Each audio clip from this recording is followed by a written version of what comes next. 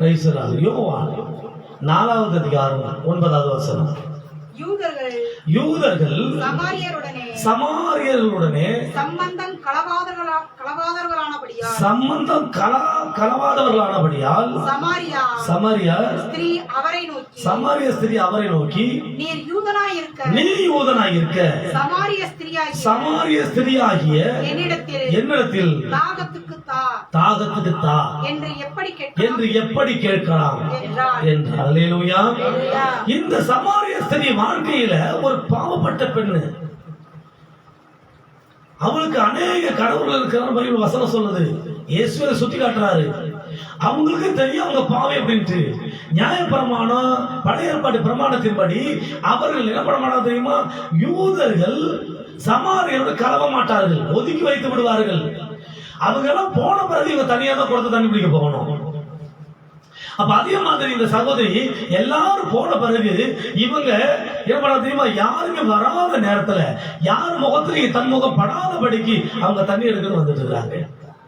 அங்க இயேசு கிறிஸ்து பாக்குறாங்க. பார்த்து அவரோட பேசுறாங்க. பேசும்பொழுது அந்த வார்த்தையை சொல்றாங்க, நீ யூதனா இருக்கிற, நான் சமாரிய பெண்ணா இருக்கிறேன், என் கூட நீ பேசலாமா? ஏன்னா யூதர்கள் சமாரியோட நம்ம தொடர்பு வச்சுக்க மாட்டாங்க, பேசிக்க மாட்டாங்க. அந்த அளவுக்கு எப்படி பண்ண வைப்பாங்க? அவங்க மகா பரிசுத்தமானத்தை காட்டிக் கொள்வாங்க. ஆனா எங்களுக்கு வந்து புறஜாதிகளை ஒதுக்கி வச்சிருவாங்க.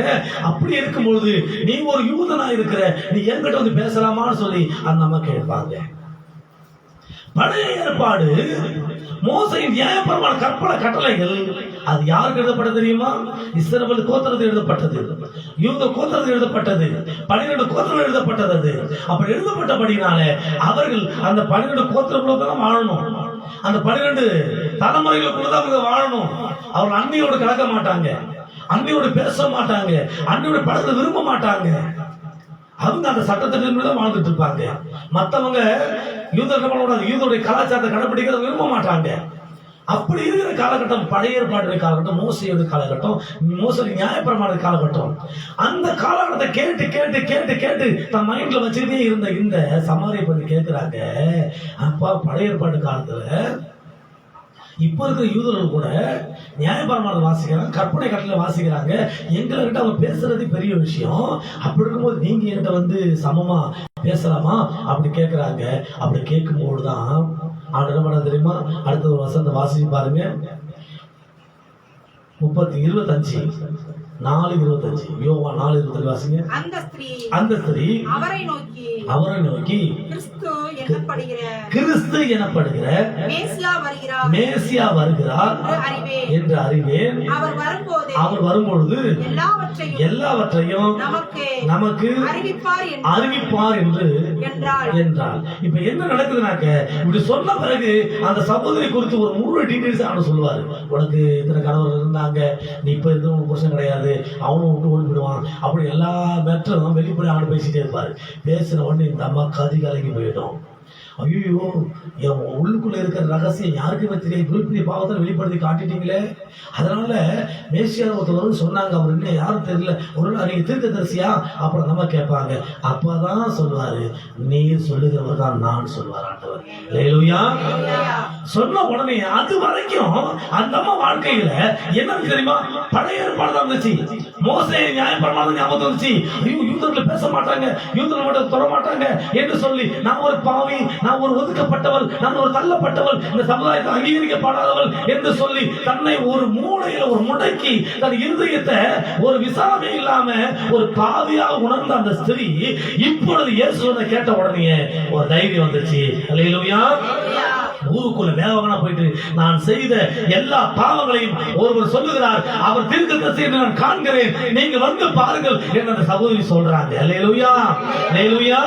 பழைய ஏற்பாடு ஒரு மனிதனை என்ன தெரியுமா? ஒரு அடிமைத்தனத்துக்குள்ள, ஒரு மீண்டு வெளியே வர முடியாதபடிக்கு ஒரு அடிமைத்தனத்துக்குள்ள வைத்திருந்தது. ஒரு யூதர்கள் மட்டுமே சொந்தமாக இருந்தது. ஆனா புதிய ஏற்பாடு, புதிய பிரமாணம், இயேசுவின் பிரமாணம், இது யூதருக்கு மாத்திரமல்ல, இது கிரேக்கர்கள் மாத்திரமல்ல, இது இஸ்ரவேலர்களுக்கு மாத்திரமல்ல, இது முழு உலகத்துக்கும் தேவை. அல்லேலூயா.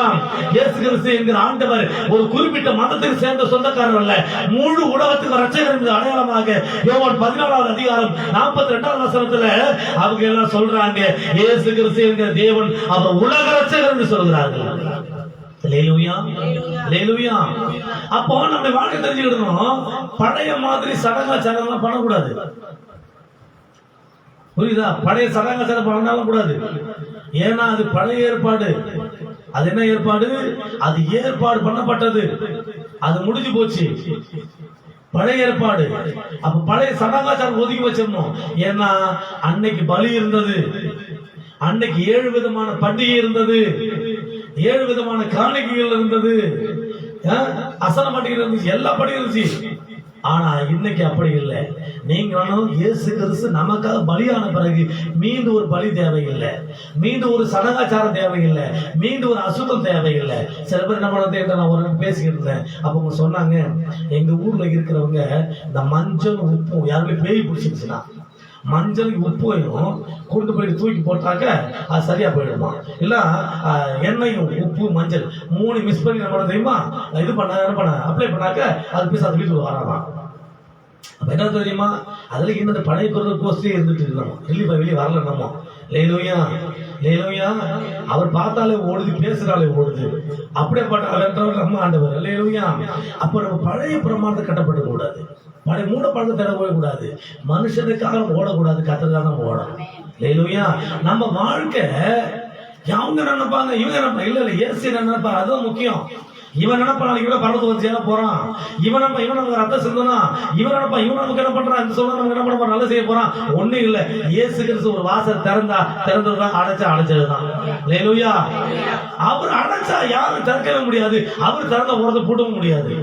அப்படியேப்பட்ட ஆண்டவர் நம்ம கையில வச்சுக்கிட்டு நம்ம என்ன பண்ணுவோம் தெரியுமா, இது நடக்குமா அது நடக்குமா, அப்படி நடக்குமா இப்படி நம்ம என்ன பண்ணிட்டு அவர் நினைச்சா எல்லாமே நடக்கும். அப்போ சடங்காச்சாரம் என்பது அது கர்த்தருக்குரியதல்ல, அது சாத்தானுக்குரியது. எனக்குரிய பிள்ளைகளே, இவர் ஒடுக்கப்பட்ட நிலைமையில, தள்ளப்பட்ட நிலைமை, புறக்கணிக்கப்பட்ட நிலைமையில தன்னை ஒரு அடிமையாக நினைத்துக் கொண்டே இருந்தாங்க. ஆனா எப்போ இயேசுவை சந்தித்தார்களோ அப்போ உணர்ந்தாங்க, நான் அடிமை அல்ல, நான் இயேசுவின் பிள்ளை. அல்லேலூயா. நான் அடிமை இல்ல, நான் இயேசுவின் பிள்ளை. என்னை யாரும் அடிமைப்படுத்த முடியாது, என் வாழ்க்கை யார் அபகரிக்க முடியாது, எனக்குள்ளாக யார் பறிந்து கொண்டு போக முடியாது. ஏன்னா இயேசு கிறிஸ்துவின் அனுமதி இல்லாமல் தலையில இருக்கிறது கூட கீழே விழா சொல்லப்பட்டிருக்கிறது. அல்லேலூயா. அப்படி இருக்கும்போது தேவன் நம்மள எப்படி கைவிட்டுருவாரு? கைவிடவே மாட்டாரு. அப்போ இந்த சம்பவத்தை யாரு வாசிக்கிறது தெரியுமா? பண்டித ரமாபாய். பெண்களின் அடிமைதான் இந்த நாட்டில் இருக்கும் பொழுது அடுப்போது பெண்களுக்கு படிப்பு எதற்கு அப்படின்னு சொல்லி, படிப்பு என்பது யாருக்குரியது? கடவுளுடைய பிள்ளைகளுக்கு மட்டும்தான் உரியது, படிப்பு எல்லாருக்கும் உரியது அல்ல என்று சொல்லுகிற காலகட்டத்தில் எவனாவது படித்தால் அவனுக்கு மிகப்பெரிய கொடுமையான தண்டனை கொடுத்த காலகட்டத்தில் பெண்கள் சேர்ல உட்காராத, டேபிள்ல உட்காராத, அங்க உட்காராத, இங்க உட்காராத, அதை பண்ணாத, இதை பண்ணாத என்று சொல்லி அடிமைப்படுத்தும் பொழுது, அது மாத்திரம் கணவன் செத்து போயிட்டாங்க, பெண்களை சேர்த்து உடன்கட்டை ஏறுதல் அப்படி சொல்லுகிற ஒரு சட்டத்தை இயற்றி அந்த நல்லா இருக்கிற பொம்பளை சேர்த்து கையை கால கட்டி என்ன பண்ணுவாங்க, நெருப்புல சேர்த்து வேக வைக்கும் பொழுது, உயிரோடு சேர்த்து எரிக்கும் பொழுது, அந்த மாதிரி காலகட்டத்தில் வந்தவங்க தான் பண்டித ரமாபாய். அந்த சகோதரி ஒரு நாள் ஒரு பிராமண பெண், அந்த சகோதரி என்ன பண்ண தெரியுமா, ஒரு நாள் ஒரு மீட்டில இருக்கும்போது எப்படியோ கையில் ஒரு புதிய ஏற்பாடு கிடைக்குது. ஐயோ இது தீட்டானது, தொடக்கூடாதாச்சே, இது அந்நிய மதத்தை சேர்ந்ததாச்சே, இதை எடுக்கக்கூடாது என்று சொல்லி எல்லாரும் சொல்ற பேச்சுக்கள் விட்டு இவங்களை புறக்கணிக்கிறவங்க இருந்தாங்க. ஆனா ஒண்ணு புரிஞ்சுக்கிட்டாங்க, இந்த பைபிள் நம்ம கையில் கிடைச்ச இந்த புதிய ஏற்பாடு நான் வாசிச்சேன் பார்த்துவோமே என்று சொல்லி அனைத்து விதமான பிராணங்கள் கற்றுத்தந்த அந்த சகோதரி கையில இந்த வேதம் கிடைக்கிறது. எடுத்து இந்த சம்பவத்தை மட்டும் குறிப்பிட்ட சம்பவத்தை வாசிக்கிறாங்க. வாசிக்கும் பொழுது பார்க்கிறாங்க, ஆச்சரியப்படுறாங்க. ஒரு பெண்ணை தனக்கு இணையா உட்கார வச்சு பேசக்கூடிய ஒரு கடவுள் இருக்கிறார்னா அது இயேசு கிறிஸ்து மட்டும்தான். அல்லேலூயா, அல்லேலூயா. எல்லா பெண்கள் அடிமை பொருளா நினைச்சுக்கிட்டு இருக்கிறாங்க, கால்கள் இப்படி மிதிக்கிறாங்க, நசுக்கிறாங்க. கல்யாணம் முடிச்சுக்கல, நான் சொல்றதா நீ கேட்கணும், நான் சொல்றதா நீ சாப்பிடணும், நான் சொன்னா நீ இரு, நான் சொல்ற மாதிரி வாழ்ந்தா இரு, இல்ல வெளியே போ, நீ என்ன எனக்கு ஆயிரம் பொண்டாட்டி இருக்குது அப்படி சொல்லக்கூடிய அளவுக்கு தைரியம் உள்ளவங்க நாங்க. எப்போ பார்த்து பெண்களுக்கு எப்போ எது நடக்கும்னு சொல்லி பயந்து வாழ்ற வாழ்க்கை, நம்பிக்கை இல்லாத ஒரு வாழ்க்கை. நிம்மதி இல்லாத ஒரு வாழ்க்கை, வாழ பிடிக்காம இருந்தாலும் என்ன பண்றது, கட்டி தொலைச்சதமே வாழக்கூடிய ஒரு வாழ்க்கை. அப்படியாப்பட்ட ஒரு வாழ்க்கை தான் வாழ்ந்துருந்தாங்க.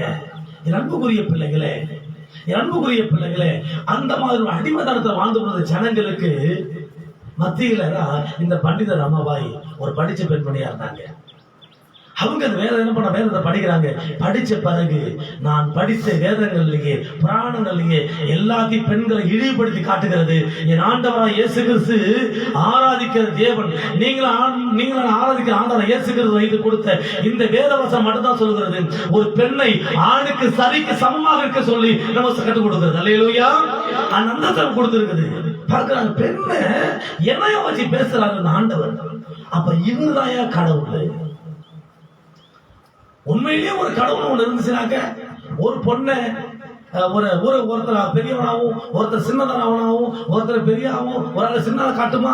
இருக்கவே செய்யாது. அப்படி வித்தியாசம் காட்டுனா கடவுளும் வித்தியாசம் உள்ளவராக இருப்பாரு. அது கடவுளா இருக்க முடியாது. ஒரு கடவுள்னு ஒருத்தர் இருந்தாருன்னா அவர் எல்லாரும் ஒரே மாதிரி நேசிக்கிறவரா இருப்பார். இல்லையா? இந்த நாட்கள்ல கொஞ்சம் 2 நாளைக்கு நேர்த்தி நினைக்கிறேன், நேற்று தினத்துல உலகத்துல பிரசித்தி பெற்ற ஒரு நடிகை, அவங்க பேரு ஒரு சினிமா நடிகை பிளஸ் ஒரு உலக அழகின்னு சொல்லுவாங்க, ஐஸ்வர்யா ராய்.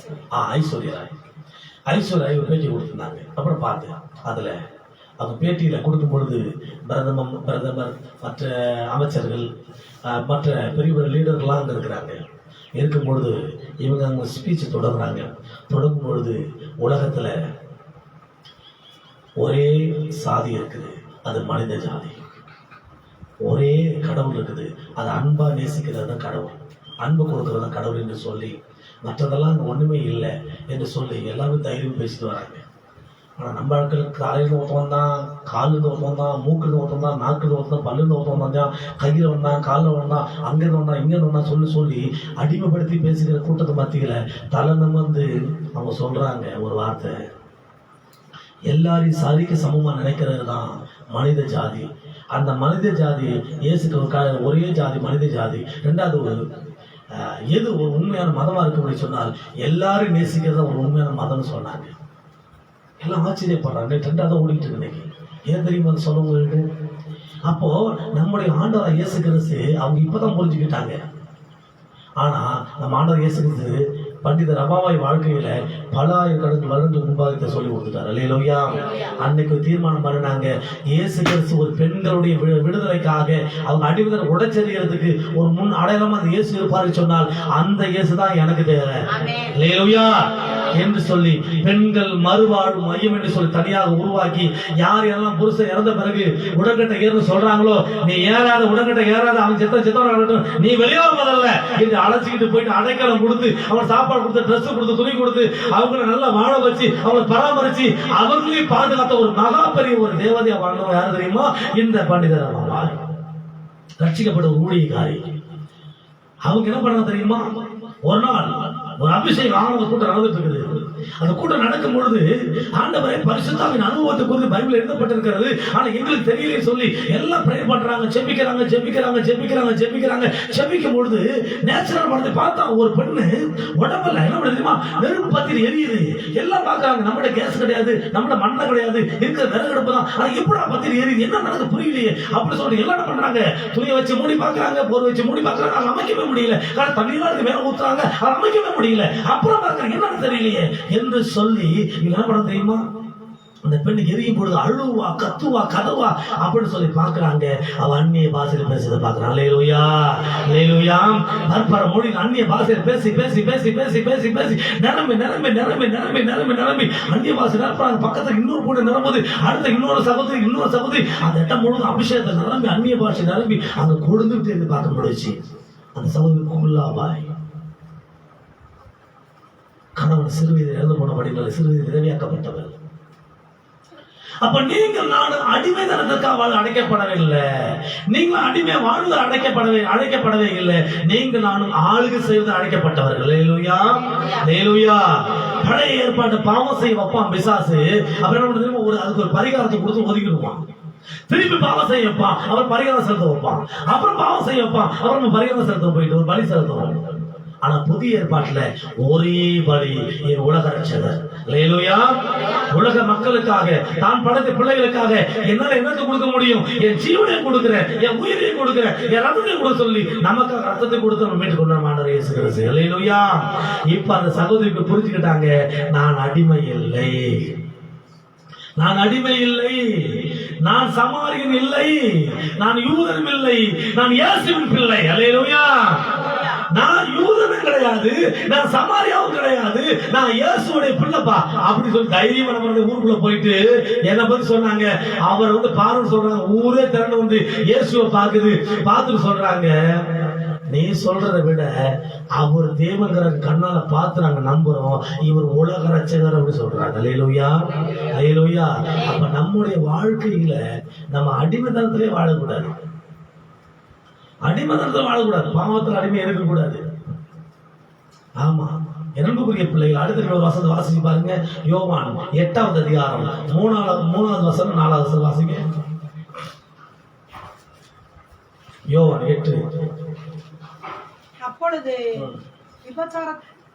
விபச்சாரத்திலே கண்டுபிடிக்கப்பட்ட ஒரு ஸ்திரீயை வேதபாரகரும் பரிசேயரும் அவரிடத்தில் கொண்டு வந்து அவளை நடுவே நிறுத்தி, போதகரே, இந்த ஸ்திரீ விபச்சாரத்தில் கையும் மெய்யுமாய் பிடிக்கப்பட்டாள், இப்படிப்பட்டவர்களை கல்லெறிந்து கொள்ள வேண்டும் என்று மோசே நியாயப்பிரமாணத்தில் நமக்கு கட்டளையிட்டு இருக்கிறார். இப்போ யார் வந்து தெரியுமா? ஒரு ஸ்திரியை பாவம் செய்யும் பொழுது கையும் மெய்யுமாய், அப்ப என்ன தெரியுமா? அவ வீட்டுக்குள்ள போறப்ப பார்த்துட்டே இருக்கிறாங்க, வேற யாரும் கூட போல பார்த்துட்டே இருக்கிறாங்க. பார்த்த உடனே இவங்க பாவம் செய்யறத உலகமே வேடிக்கை பார்க்குது. அந்த அளவு கையை கிழமை பார்த்துட்டு வந்துட்டு கையோட பிடிச்சிட்டு வராங்க, போட்ட துணியோட வாங்க 2 பேரும் அப்படி அடிச்சு எடுத்து வராங்க. அடிச்சு சொல்றாங்க, இங்க பாரு, நியாயப்பிரமாணம் பழைய ஏற்பாடு மோசடி பிரமாணம் சொல்லுது, இவங்களை கல்லால் அடிச்சு கொள்ள சொல்லுது, வேண்டாமா சொல்லுங்க, நீங்க பதில் சொல்லுங்க அப்படி கேட்கிறாங்க. அப்ப தவறு நடந்தது உண்மை, கைகள் கண்டுபிடிக்கப்பட்டது உண்மை.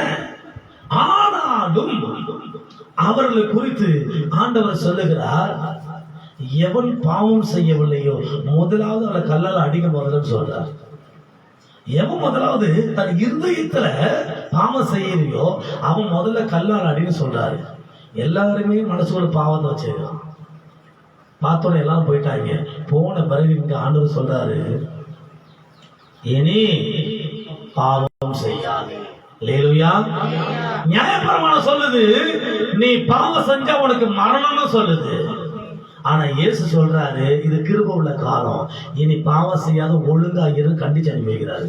அல்லேலூயா. அல்லேலூயா. அப்போ நம்முடைய வாழ்க்கையில ஒரு தடவை நம்ம தவறு செஞ்சுட்டு தெரிஞ்ச ஆண்டவர் மன்னிச்சுட்டாருன்னா திருப்பி திருப்பி அதிலேயே போய் தொடரக்கூடாது. செய்யாத செய்யக்கூடாது, அவ்வளவுதான். மீண்டும் செஞ்சாக்க மறுகையா தான் போறோம். நம்ம உலகத்துல யாருமே காப்பாற்றவே முடியாது. ஆண்டவர் ஒரு தடவை மன்னிச்சுட்டாருன்னா விட்டுறணும். ஆனா திரும்ப மன்னிக்கிறாங்க செஞ்சுட்டே இருந்தோம் அப்படின்னாங்க அப்புறம் ஆண்டவர் மன்னிக்க மாட்டாரு, அவர் கைவிட்டு அந்த பரிதாபம். அவ்வளவுதான். உலகத்துல கடவுளையே காப்பாற்ற முடியாம ஒரு மனுஷன் இருந்தா அவன் வாழ்க்கை எப்படி தெரியுமா? மிக கொடூரமா இருக்கும். உலகத்துல யூதாஸ் காரியத்தை 4 கொண்டு செத்தான் நம்ம பைபிள்ல இருக்குது. 4 செத்தான் இருக்குது. அதை நீங்க ஃபுல்லா வாசி பாருங்க. யூதாஸ் காரியத்தை 4 கொண்டு செத்தது மாத்திரம் எப்படி செத்தான் தெரியுமா? கொடூரமா செத்தான். குடல் சரிந்து. அப்ப என்ன அர்த்தம்? அவன் தூக்குல தொங்குறான், கையில போட்டு தூக்க தொங்கிட்டு இருக்கான். தொங்குறப்ப சாகிற வரைக்கும் கையில அருள, சாகிற என்ன கையில அறவே இல்லை.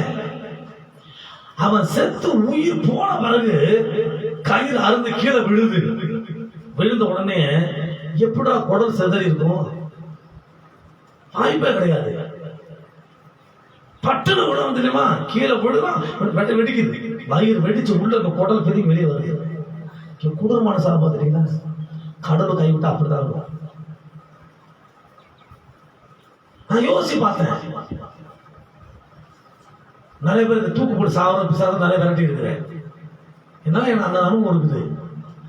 சில பேர் இறந்து போனவங்க பத்தி நம்மளுக்கு தூக்கு போட்டு சாவரம் பார்த்துருக்கேன், கேள்விப்பட்டிருக்கேன். நான் நேராக கூட பார்த்துருக்கேன் சில இடங்கள்ல. அப்போ யோசிச்சு பார்த்து எப்படா குடல் சரியும்? யாராவது குத்தி கிழிச்சுட்டாங்களோ அவ்வளவு இல்லை, அப்படிலாம் கிடையாது. யோசிச்சு பார்த்தேன், அவன் கடவுள் கொடுத்த ஜீவன் இருக்கிற வரைக்கும் தூக்கு தூக்கிட்டு இருந்தான். ஜீவன் போயிடுச்சு, போன உடனே கயிறு அருந்து கீழே விழுது. அதுவாவே விழுந்த உடனே அடுத்த நொடி பொழுது வயிறு வெடிச்சு செதறி சின்ன பண்ணாங்க. எவ்வளவு அசிங்கமா போகுது வாழ்க்கை. இன்னைக்கு வேதத்துல எப்ப திரும்பி பார்த்தா சொல்லப்பட்டிருக்குது, காட்டி கொடுத்த யோதாஸ் காரியத்தில் சொல்லப்பட்டிருக்கு.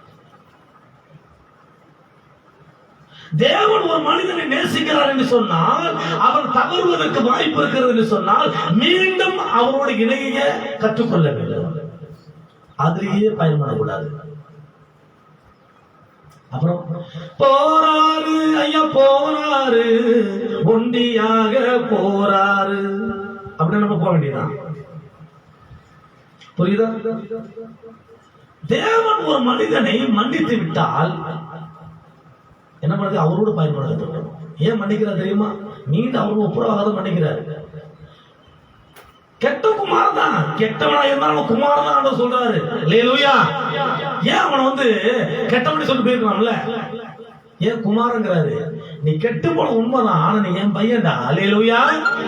நீ நிரந்தரமா கெட்டு போக நீ விரும்பல, போன கெட்டு போயிட்ட, மீன் வந்துட்டீல, இனி ஏன் பிள்ளைடா, நீ திரும்ப உன கெட்டு போக மாட்டேன் நான். அல்லேலூயா. அதுதான் தேவ திட்டம், அதுதான் தேவ திட்டம். ஒரு முறை விழுந்து போயிட்டான், நீ எழுந்து வெளியே வந்துட்டா திரும்ப அந்த பாதை பார்க்க கூடாது. திருப்பி அந்த பாதையை தேடி தேடி போக போக போக போக என்ன தெரியுமா, நம்ம காலை பாவம் இழுத்துட்டு போல, நம்ம காலை கட்டி சாத்தான் இழுத்துட்டு போறான். அடிமைகள் அழைச்சிட்டு வராங்க பாத்தீங்களா? வெளிநாடுகள்ல கொஞ்ச நாளைக்கு முன்னால் ட்ரம்ப் இப்போ அந்த இருக்கிறாப்ல இருக்கும் பொழுது என்ன பண்ண தெரியுமா, வெளிநாடுகள் அத்துமீறி அமெரிக்காவில் வாழ்ந்த மக்கள்ல இந்திய நாட்டை சேர்ந்தவங்க மட்டும் கையிலி காலி விலங்கு போட்டு கேவலப்பட்டு அழைச்சி வந்தாங்க. கொஞ்சம் கூட இதை பத்தி யாரும் கவலைப்படவே இல்லை. தமிழ்நாடு தான் கொந்தளிச்சாங்க. இதை பத்தி யாரும் எந்த அறிவு கூட விடவே இல்லை. பிரதமர்லாம் கண்டிப்பாக எவனும் கண்டிக்கவே இல்லை. ஏன்னா நாடு அவமானப்பட்டாலும் கவலைப்படாத கூட்டத்தில் ரொம்ப வாழ்ந்துட்டு இருக்கிறோம். நம்ம குடும்பம் அழிஞ்சு போன எவன் கவலைப்பட போறான்? ஒருத்தரும் கவலைப்பட மாட்டான். நம்ம பிள்ளை நடுத்தது எவன் கவலைப்பட மாட்டான். 2 நாளைக்கு அழுவோம், 3 நாள் தூக்கி வச்சு போயிட்டே இருப்பான். ஆனா நம்ம குடும்பத்துக்கு தேவை. நாம எதுக்கு தேவை? நம்ம கடவுள் வாழ்க்கையை வாழ்றதுக்கு நம்ம தேவை. நம்ம அடிமையை வாழ்றதுக்கு அழைக்கப்படலை. நான் அடிமை வாழ அழைக்கப்படல. நீங்கள் நானும் ஆண்டவருக்காக அழைக்கப்பட்டிருக்கிறோம். அது முக்கியம். கெட்ட குமாரன் போன கெட்டு போயிட்டான், கெட்ட குமாரன் தான்.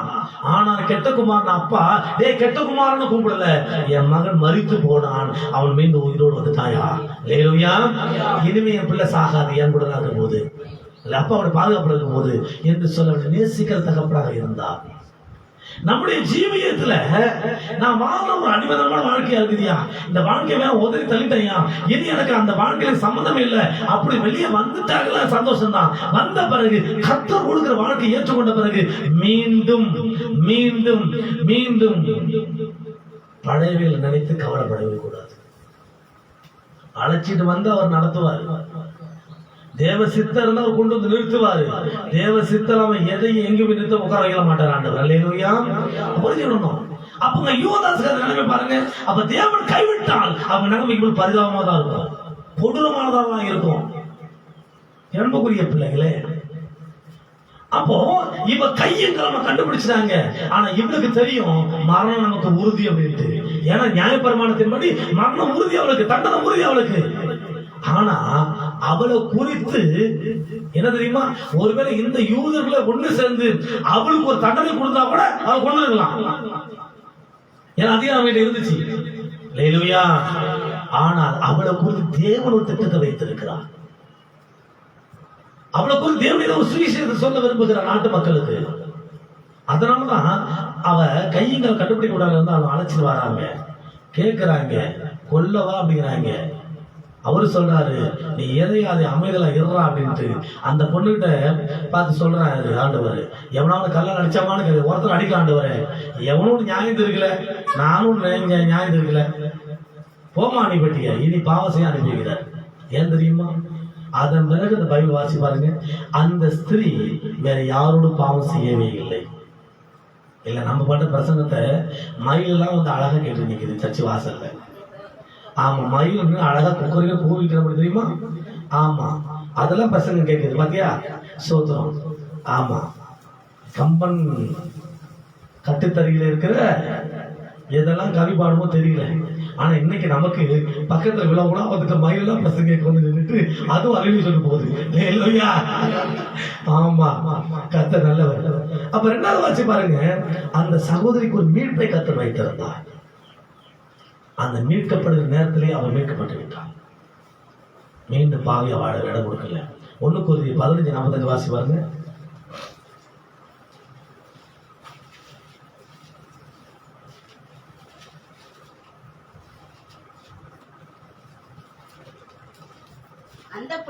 அந்தபடியே முந்தின மனுஷனாகிய ஆதாம் ஜீவ ஆத்துமா ஆனான் என்று எழுதியிருக்கிறது.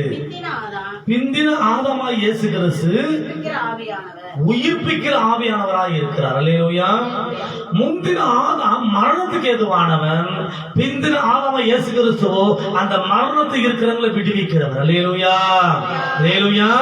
நம்ம மரண இருளின் பள்ளத்தாக்கில் நடந்தாலும் பொல்லாப்புக்கு பயப்படாதபடிக்கு நம்மளை விடுவிக்கிறவன் ஆண்டவர் இயேசு கிறிஸ்து. நம்மளை பாதுகாக்கிறவன் ஆண்டவர் இயேசு கிறிஸ்து. நம்ம எந்த சூழ்நிலை சிக்கியிருந்தாலும் பரவாயில்ல, அந்த சூழ்நிலை விடுதலையாக்கி கொண்டு வந்து மீண்டும் இடிந்து போன அலங்கத்தை கட்டுகிறவன் அருமையானவர் இயேசு கிறிஸ்து. அல்லேலூயா. என் அன்புக்குரிய பிள்ளைகளே, ஆதாம் நினைச்சுக்கிட்டு இருக்க செஞ்ச பாவத்தினால எல்லாரும் பாவிலாக்கப்பட்டோம். ஆனா இயேசு கிறிஸ்து நமக்கு பலியானதுனால எல்லாரும் உயிர்ப்பிக்கப்பட்டோம். அல்லேலூயா, அல்லேலூயா. நம்ம உயிர் பெற்றவர்களாக எழுப்ப ஆரம்பிச்சிட்டோம். அன்புக்குரிய வாசி வருவதான ஒரு வசனத்தை எபிரேயர் 12:24 வாசிங்க.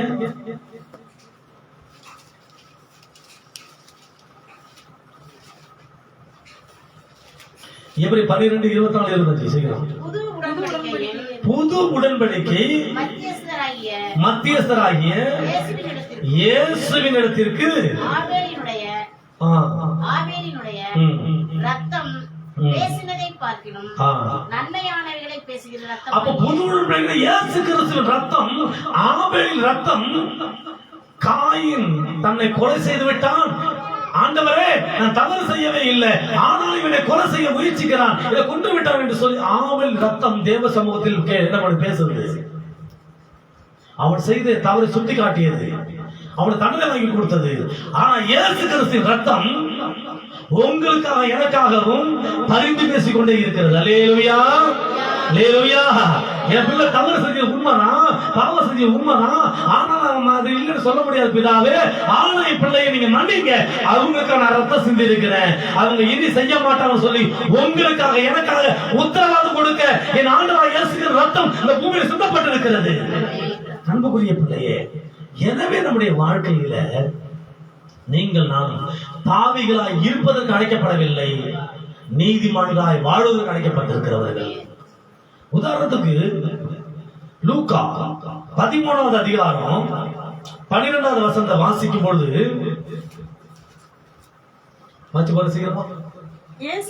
இயேசு அவனை கண்டு தம்மிடத்தில் அழைத்து ஸ்திரியே, உன் பலவீனத்திலிருந்து விடுதலையாக்கப்பட்டார் என்று சொல்லி அவள் மேல் தமது கைகளை வைத்தார்.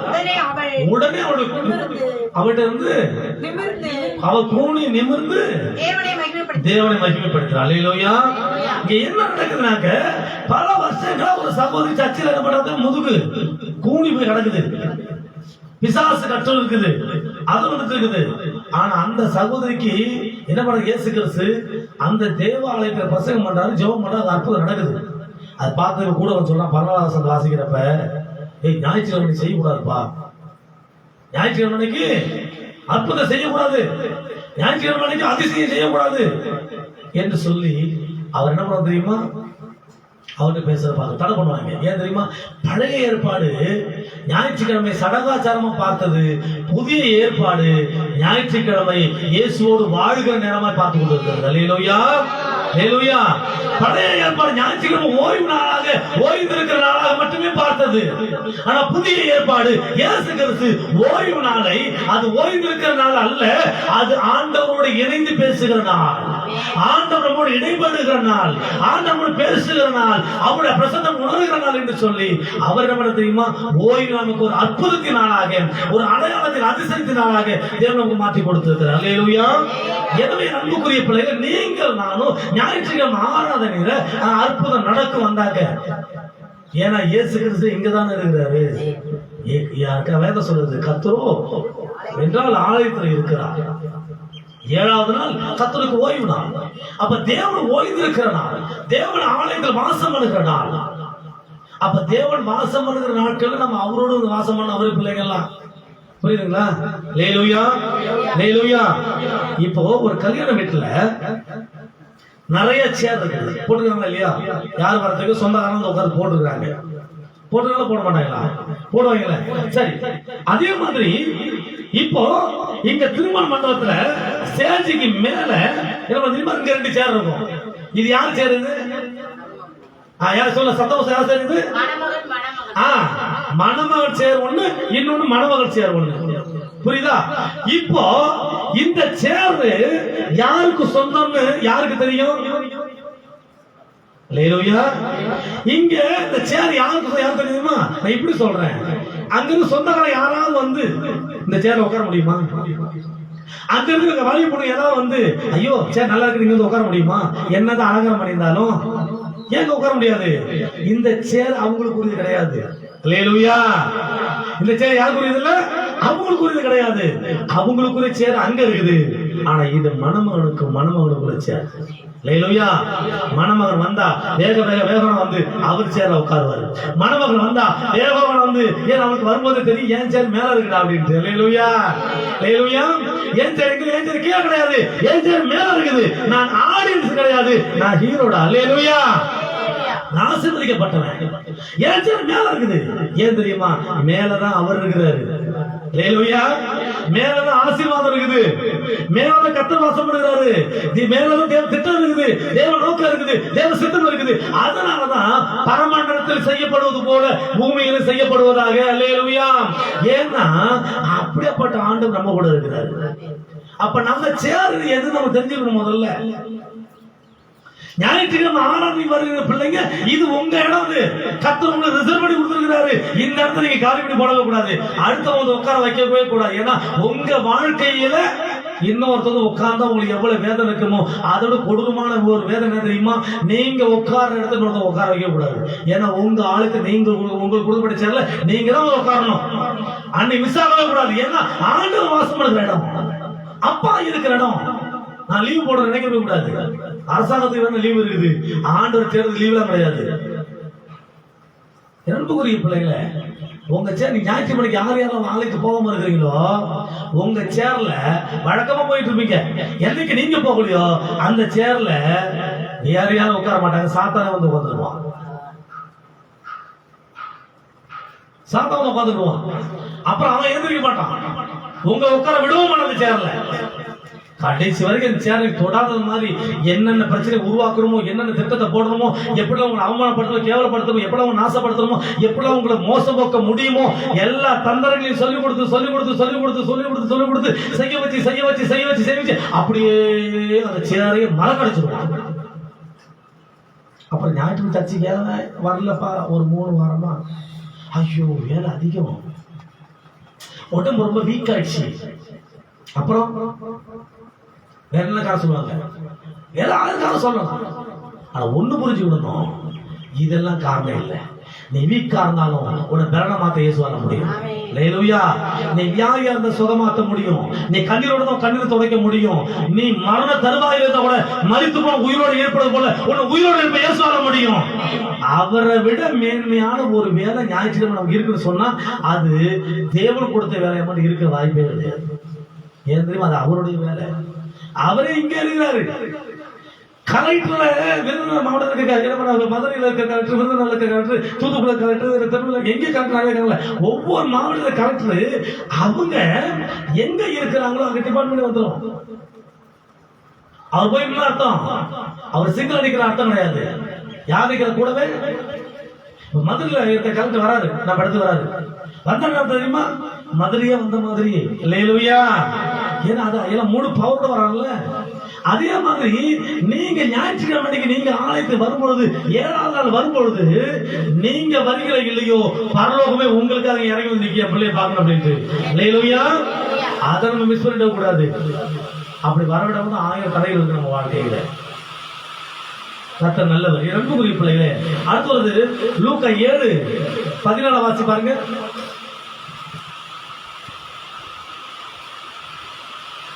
7:14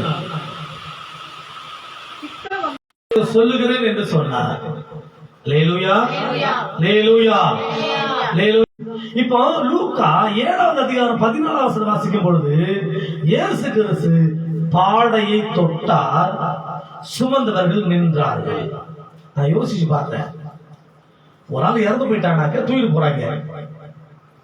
தூக்கிட்டு போறவன் ஆடி அசைஞ்சு போவானா? சுமக்க முடியாத பாரத்தை சுமந்துட்டு போறான். ஏன்னா நான் கேள்விப்பட்டிருக்கிறேன், உயிரோடு இருக்கிறத விட ஒருத்தர் இறந்து போயிட்டானா அவனுடைய வெயிட் இதை விட பல மடங்கு கூடிருப்பான். உயிரோடு இருக்கிற ஆளை பண்ணுங்க, ஈஸியா நீங்க தூக்கிடலாம்.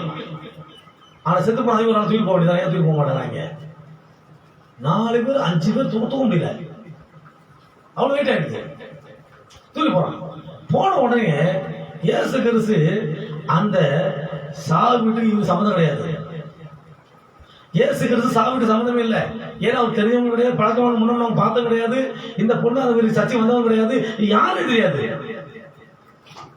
நேரம் போனாரு, வந்து என்ன பண்ணிட்டு எல்லாமே ஒரு செத்துமா தூக்கிட்டு வந்து போயிட்டு பையனை தூக்கி போயிட்டாங்க. நேரம் போறாரு, டக்குன்னு போயிட்டு தூக்கி போற பாடை போடுறாரு. லேலுயா, டச் பண்ண உடனே தூக்கி போட கரண்ட் சார் நின்றுட்டாங்க. அப்படி ஆஹா ஆட மாசம் நின்றுட்டே இருந்தார். ஒருத்தர் ஒண்ணும் புரியல, என்னடா அது நம்ம இத்தனை தூக்கி போயிட்டு இருக்கோம், டக்குன்னு நிக்கிறாங்க. நின்ன உடனே இப்ப அடுத்தது என்ன கோபம் வரும்? ஏயா இத்தனை கிலோமீட்டர் சுடுகாடு தூக்கி போயிருந்த படத்தை நீ என்ன பண்ணிட்டு இருக்க? பண்ணி பிடிச்சி இழுக்கிற நீ. அவன் கோபப்படுறது இல்லையா? ஆனா உலக ரீதியில பார்த்தா, மாமிச சிந்தையோடு பார்த்தா அவன் மரித்து போனது உண்மை, அவன் வாழ்க்கை முடிந்து போனது உண்மை. அந்த பெண்ணா சொல்லி என்ன பாவம் செஞ்சானோ தெரியலையே, சின்ன வயசுல புருஷனை இழந்துட்டா, பிள்ளை இழந்துட்டாலே அப்படி கூட திட்டிடலாம். என்ன பாவம் செஞ்சாலும் தெரியலையே, அவன் பிள்ளை மட்டும் இல்லாம போயிடுச்சு சொல்லி திட்டிருக்கலாம். 4 நாள் பேசிருக்கலாம், கிராம மக்கள் பேசியிருப்பாங்க. அப்படி யார் என்ன பேசினாலும் உலக ரீதியில அவங்க பேசுறதெல்லாம் உண்மைதான். உலக ரீதியில கண்ணுக்கு முன்னால அவன் மரித்து போனது உண்மைதான், அவனை சுமந்து போறது உண்மைதான். இன்னும் கொஞ்ச நேரம் ஆச்சுனாக்க அவன் அடக்கம் பண்ணிட்டு வந்துருவாங்க, அதுவும் உண்மைதான். ஆனால் அந்த மரித்து போன சரீரத்தை எல்லாரும் பார்க்கும்போது இவன் செத்து போனவன் தான் பார்த்தாங்க. லேலுயா, லேலுயா, லேலுயா. கவனிங்க, எல்லாருமே அந்த பிணத்தை பார்க்கும்போது, அந்த சிறுவனை பார்க்கும்போது செத்தவனா தான் பார்த்தாங்க. போச்சா, உயிர் போயிடுச்சு பார்த்தாங்க. லேலுயா, லேலுயா. செத்து போன பிணத்தை தான் பார்த்தாங்க. ஏன்னா எந்த துடிப்புமே இல்ல, கன்ஃபார்ம் பண்ணிட்டாங்க. பாடையும் ரெடிமேடியாச்சு, உள்ள தூக்கி வச்சாச்சு. இப்ப ஆளும் சுமந்துட்டு போற ரெடி ஆயிடுச்சு. ஏன்னா அப்பா அம்மா சம்மதம், அண்ணன் எல்லாரையும் சம்மதம், ஓகே செத்து போய் தூக்கி எரிச்சுதான் ஆகணும், வேற வழியே கிடையாது, தூக்கியாச்சு. ஆனா உலக பிரகாரம் வழி அது சரிதான். மத்தவங்க பார்க்கும் பொழுது இவன் வாழ்க்கை முடிஞ்சு போயிடுச்சு, இவன் அவ்வளவுதான், இனிமேல் தேர மாட்டான், இனிமேல் வாழ்க்கை அதோட முடிஞ்சு போயிடுச்சு, இவனுக்கு எந்த எதிர்காலமே கிடையாது, இவன் இன்னும் 5 வருஷம் இல்ல, 10 வருஷம் இல்ல, 20 வருஷம் இல்ல, இவன் இப்படி ஒட்டு கிடையாவே இந்த வாழ்க்கை முடிக்க போறான் என்று சொல்லி ஜனங்க பார்க்கிற பார்வையின்படி என் ஆண்டவர் உங்களை பார்ப்பதற்கு ஒரு கேவலமான நிலைமை நினைச்சிருக்கலாம் ஒரு கூட்டம். இன்னும் ஒரு அன்பு செலுத்துறோம் நினைச்சிருக்கலாம். ஆனா எது யாரு எப்படி நினைச்சாலும் பரவாயில்ல. ஆனா ஒண்ணு மட்டும் தெரியும், இவரை பார்க்கிறவங்க எப்படி பார்க்கறாங்க தெரியுமா? இவரை பார்க்கிறவங்க எப்படி பார்க்கறாங்க தெரியுமா? இவள் இனி ஒரு அனாதை, இவள் பையன் இறந்து போய் விட்டான், இவன் பிள்ளை மறுத்து போய் விடுச்சு அப்படின்னு சொல்லி இனி இந்த குழந்தைய பார்க்கும் பொழுதுதான் செத்த பிணமாதான் அங்க இருக்கிற எல்லாரையும் பார்த்துட்டு வராங்க. ஆனா எல்லாரும் மரித்து போன பிணமா பார்க்கும்போது அந்த சிறுவனை இயேசு கிறிஸ்துவுடைய பார்வையே வித்தியாசமா இருக்கு. அல்லேலூயா, அல்லேலூயா, அல்லேலூயா, அல்லேலூயா. எல்லா வாழ்க்கையில இழந்து, நம்பிக்கையை இழந்து, எல்லாத்தையும் இழந்து தூங்கிட்டு போயிட்டு இருக்காங்க பாடையில வச்சு. ஆனா இயேசு கிறிஸ்து அந்த பாடையை தொட்டு என்ன சொல்றேமா, வாலிபனே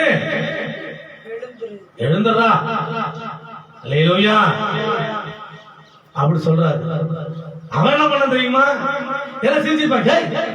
ஏன் பிறந்த போய் வாலிபு சொல்லிட்டு என்ன உயிரா இருக்கு, உயிர் கிடையாது, ஏன் செத்து போன படம் என்ன உனக்காச்சு, ஒண்ணு இல்ல கடவுள் சொல்லிட்டாக்க நீ வேற காமெடி பண்ணி தெரியுங்க. அல்லேலூயா அப்படிதான் பேசியிருப்பாங்க. நம்ம மதுரை ஜெர்மனி வந்து இப்படி பேசிருப்பாங்க. சம்பவம் முடிஞ்சு போச்சு, இது என்ன இருக்குது, அடக்க மாட்டேன் பேசிட்டு இருப்பாங்க, என்ன பேசிட்டு இருப்பாங்க. ஆளை போட்டு எரிக்க போட்டு என்ன பண்றாரு, என்ன பண்ண இது பண்ணிட்டு இருக்காப்லையா அப்படின்னு பேசிட்டு இருப்பாங்க. புரியுதா? ஏன் அப்படின்னா அவனு தெரிஞ்சு போச்சு, இனி வந்ததுமே முதல்ல போன பகல ஊத்தணும், என்ன மனமான பண்ணுங்க பாட்டில் எடுக்கணும் அவனுக்கு தான். அது வேற எப்படா இருக்க பாத்துட்டாங்க. இப்ப ஏசு பாத்து வாய்வா ஏந்தரா அப்படிங்கிறாரு. எல்லாரும் பைக்க முடிச்சு போச்சு. என்னடா அது, பிறந்த தூக்கி போய் நீ வேற எவ்வளவு வெட்டுக்கு அழைச்சி போயிட்டு ஆஸ்பத்திரி அழைச்சி போயிட்டு செத்து போனோன்னு எரிக்க போயிட்டுயா திரும்பி சார் வாலிபன் ஏந்துடா அப்படிங்கிறாரு. அப்போ அவன் பார்த்த பார்வைக்கு இயேசு பார்த்த பார்வைக்கு வித்தியாசம் இருக்குது. அல்லேலூயா. உலகம் உங்க வாழ்க்கை முடிஞ்சு போச்சு, தீர்ந்து போச்சு, என் காலில் சிக்கிட்டா இங்க நசுக்கி சின்னவனாக்க விட மாட்டேன், எல்லாத்தையும் இப்படி நடுவில் விட்டுருவேன், ஓடுறத கவலை கிடையாது, இருந்தா கவலை கிடையாது, இருந்தா அடிமையா இருப்பா, ஓடுற ஒழுங்க போடட்டும் அப்படி நினைக்கக்கூடிய அளவுக்கு நம்ம வாழ்க்கையை காலில் போட்டு சாப்பிட்டா நசுக்க தான் பார்ப்பான். இருக்கலாம் முடியல ஓடத்தான் பார்ப்பான், ஓட வைக்காதான் பார்ப்பான். ஆனா இயேசு கிறிஸ்து அங்க வந்துட்டாருன்னா, அவர் நம்மளை தெரிஞ்சு வச்சுக்கிட்டாருன்னா, நீங்களான அவர் தேவையா இருந்துன்னு அவருக்கு தெரிஞ்சுச்சுன்னா, அவருக்கு உங்க மேல என் மேல ஒரு நினைப்பு இருந்துச்சுன்னா அவர் சொல்லுவாரு, வாலிபனே எழுந்தலாம் முதல்ல, படுத்துக்கலாம் ஏந்திரி முதல்ல அப்படிம்பாரு. ஐயா சுருகாடு, சுருகாடாலும் பரவாயில்ல எழுந்தலாம் முதல்ல அப்படிங்கிறாரு. இவன் என்ன பண்ற தெரியுமா, தூங்கி ஏச்ச மாதிரி அம்மா சாப்பாடு கொடுங்க பசிக்குதுங்கிறான். பாவி செத்து இத்தனை நாள் ஆகி போச்சு, பசிக்குதா உனக்கு? அல்லேலூயா. ஏன் சொல்லு பையன் கேட்க, அம்மா என்னம்மா நான் தூங்க போனப்ப மட்டன் பிரியாணி செஞ்சு வச்சிருந்தேன், இப்ப திருப்பி நீ ஒரு நாளாவ குருமான்னு கேட்கறான். ஆனா அவன் என்ன பண்ண தெரியுமா, அவன் பாடையில உட்காந்து அவனுக்கு தெரியல. வாலிபனே எழுந்துரு அப்படி இயேசு சொன்ன உடனே என்ன பண்றான் தெரியுமா, வாலிபன் எழுந்து உட்கார்ந்து பேச தொடங்கினான். அல்லேலூயா, அல்லேலூயா. அவன் எங்க உட்கார்ந்து கவலை கிடையாது, அவன் எந்த நிக்கிறான் அதை பத்தி கவலை கிடையாது, நம்ம உட்கார்ந்து சரியான இடமோட நமக்கு தெரியாது. ஆனா பேச ஆரம்பிச்சுட்டான், ஏன்னா இயேசு கூட இருக்கிறாரு. அல்லேலூயா, அல்லேலூயா. அப்ப நம்ம வாழ்க்கையில உலகம் முடிஞ்சு போச்சு, முடிஞ்சு போச்சு, முடிஞ்சு போச்சு, அவ்வளவுதான் அவ்வளவு நினைக்க உங்களுக்கு என்னை படைச்ச சொல்லுவாரு, இல்ல இல்ல உன் வாழ்க்கையில எந்தே கிடையாது, உனக்கு உன் வாழ்க்கை நம்ம போயிட்டே இருந்த கவலைப்படாத, நாளுக்கு கூட அப்படின்னு அவர் வந்துடுறவர் கூட. அல்லேலூயா. நம்ம வாழ்க்கையை உலகம் முடிக்க பார்க்கும் பொழுது உலகமே ஆச்சரியப்படக்கூடிய அளவுக்கு உங்களை என்னை வாழ வைப்பதற்காக ஆண்டவர் சித்தம் கொண்டிருக்கிறார். அல்லேலூயா. எனவே நண்புக்குரிய பிள்ளைகளே, நம்ம ஜீவியத்துல நம்ம ஆராதிக்கிற ஆண்டவர் நம்மளை கைவிடுகிறவர் அல்ல, கை தூக்கி விடுகிறவர். அல்லேலூயா. நீங்கள் நானும் ஆராதிக்கிற பரலோகத்தின் தேவன் நம்மளை கைவிடுகிறவர் அல்ல, கை தூக்கி விடுகிறவர். நம்மளை தள்ளி விடுகிறவர் அல்ல, தள்ளப்பட்ட நம்மளை சேர்த்துக் கொள்ளுகிறவர். அல்லேலூயா. அப்படிப்பட்ட ஆண்டவர் தெரிந்து கொண்டிருக்கிற நீங்கள் நான் பாக்கியசாலிகள். எனவே மரித்து போன நிலைமையில நம்பிக்கையே இல்லாத ஜீவியத்தில் நாம் ஜீவித்துக் கொண்டிருந்தாலும் நமக்கு நம்பிக்கை நாயகன் இயேசு இருக்கிறாரு, அவர் நமக்கு நல்லது செய்வார். கண்கள் முடிச்சு ஜெபிப்போமா, ஆண்டவருக்கு ஜெபம் பண்ணுவோமா?